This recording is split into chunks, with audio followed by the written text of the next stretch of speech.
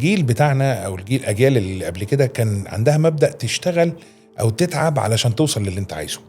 جين زي بيفكر بطريقة مختلفة، هو مولود مستحق اللي هو عايزه بالظبط. يعني انت النهاردة كان ممكن تتعب علشان تتفرج على فيلم انت نفسك فيه، تستنى لما يجي في التلفزيون او تضطر تروح لنادي فيديو عشان تأجره وتتفرج، ده لو كان عندك فيديو في وقتها.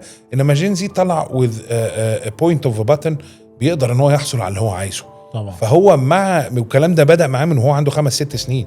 فهو شايف ان هو يستحق. بينما مديره اللي هو من جنريشن تانية، فلنفترض من جنريشن اكس او غيره او واي، شايف ان هو لا يستحق ذلك. فالصراع حول الاستحقاق وليس الصراع حول التكنيك.